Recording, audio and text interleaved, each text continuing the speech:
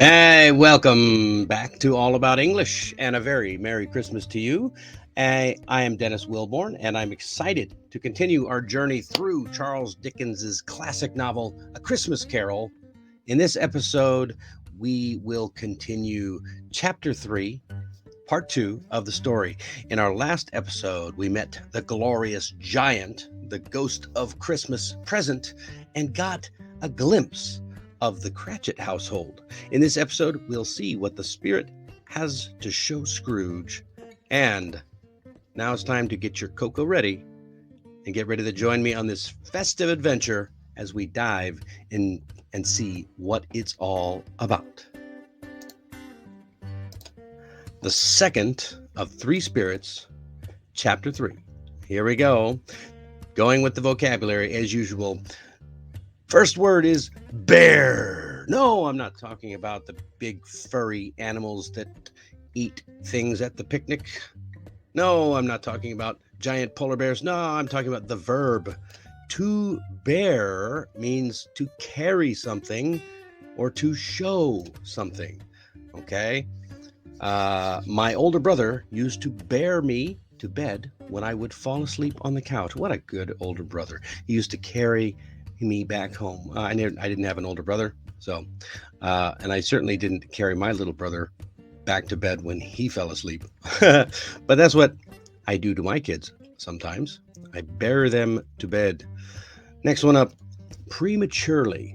Prematurely is an adverb. You can usually know that an adverb is an adverb because it ends with ly. The base word or root word there is premature, which usually means before something is supposed to happen. So prematurely means before the normal or expected time. And adverbs describe what the verb is doing or how the verb is happening. So my beard turned white prematurely. So how did it turn white? It turned white prematurely. It's describing how it turned. Next one up, hustle. I love this word, hustle. In the case of this story, to make somebody move quickly. This is a verb. You might hear this from a coach like me or an athletic coach like on the football field or something. You have to tell them, hustle, hustle, hustle. I used to hear that a lot. We also use it like this. We hustled home because it was about to start raining. Yeah, hustle, hustle, hurry up. Next one up, cripple. Cripple is a word you don't hear very often anymore. That's why it says old-fashioned. A person who is unable to walk or move normally because of a disease or injury. Later, we changed this. We stopped saying cripple. We started saying handicapped. Nowadays, we say disabled. Who knows what it will be next? The more people that get offended by certain words, the more we like to change them. So, cripple. He helped treat all the cripples who came back from the war. So you will find this word, especially if you are reading older stories or older articles. You will still find that word. That's why it's useful to know. Although most people don't use it in regular conversation these days. Next word is tremulous. Tremulous. Shaking slightly because you are nervous. An adjective. She told me in a tremulous voice that they had broken up. All right. Tremulous. You know, when you get emotional, you get that a lot, like your voice might shake. Those crying people like, Anyway, all right. So let's get into the story. Get back into it. Chapter 3. Last time we saw the Cratchit family, well, at least the mother and some of the children, getting ready for what we only assume is Christmas dinner. So let's jump right in. I'll leave this festive because it is pretty festive.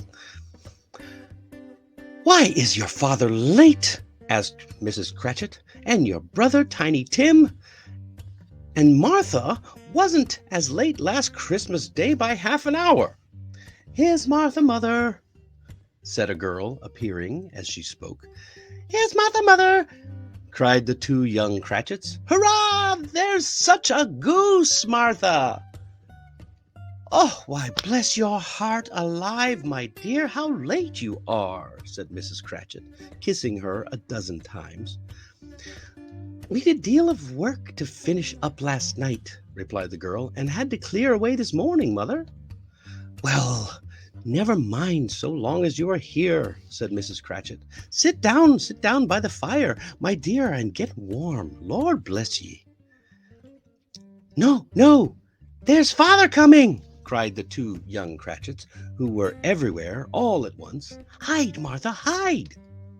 So Martha hid herself, and in came little Bob, the father, with Tiny Tim upon his shoulder. Alas, for Tiny Tim, he bore a little crutch and had his limbs supported by an iron frame. "Why, where's our Martha?" cried Bob Cratchit, looking around. "Not coming," said Mrs. Cratchit. "Not coming? Not coming?" said Bob. "Not coming on Christmas Day?" Martha didn't like to see him disappointed, even if it was only a joke, so she came out prematurely from behind the closet door and ran into his arms while the two young Cratchits hustled Tiny Tim and bore him off to the wash-house. "And how did little Tim behave?" asked Mrs. Cratchit. "As good as gold," said Bob, "and better. Somehow he gets thoughtful, sitting by himself so much, and thinks the strangest things you had ever heard. He told me, coming home, that he hoped the people saw him in the church because he was a cripple, and it might be pleasant for them to remember upon Christmas Day." Bob's voice was tremulous when he told them this, and trembled more when he said that Tiny Tim was growing strong and hearty. So let's get right into our questions. Who was late home? Well, who was late home?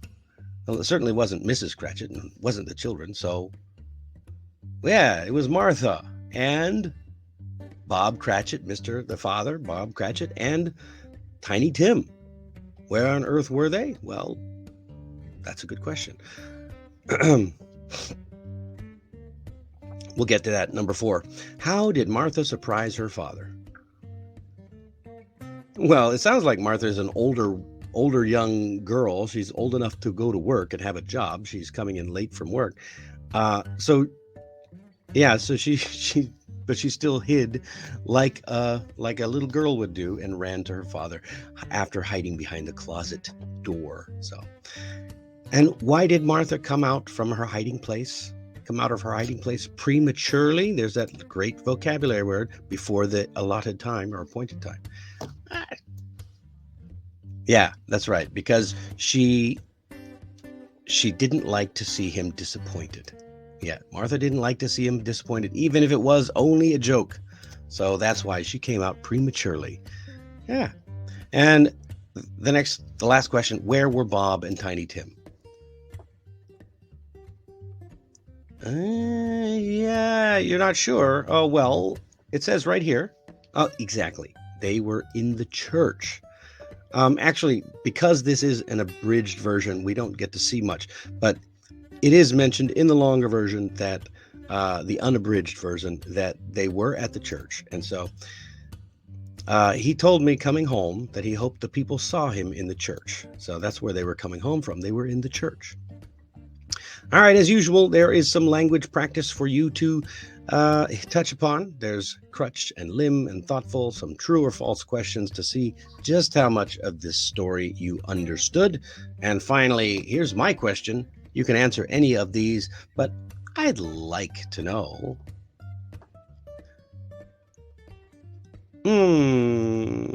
Actually, I mean, these are all rather good questions. What do you think about the atmosphere in the Cratchit family? Why do you think it is important for them to celebrate Christmas together? That's a good question. Why do you think it's important for them to celebrate Christmas together? Hmm. I'd love to know your answer. Let me know. I have another question. It's not listed here. Why do you think that Bob's voice became tremulous when he told him about what Tiny Tim had said, and then trembled even more when he said that Tiny Tim was growing strong and hearty? I'd love to hear your thoughts on that. It's not mentioned, but it is very subtle. Let me know. Remember, we do these twice a day, once in the morning, once in the evening, and I would love for you to stop by and leave me your comments for what you think of this episode. Next time, we get to see a little bit more about what's happening at the Cratchit household and just what some people think of Ebenezer Scrooge. Sounds exciting. Make sure you come and join me next week. Or, no, tomorrow. No, later today. We'll see you then. Thanks for joining me on this reading of A Christmas Carol by Charles Dickens. And if you want to continue the story, just click on the box right over there. I am always grateful for your support, so please remember to like and subscribe for more from All About English. Merry Christmas.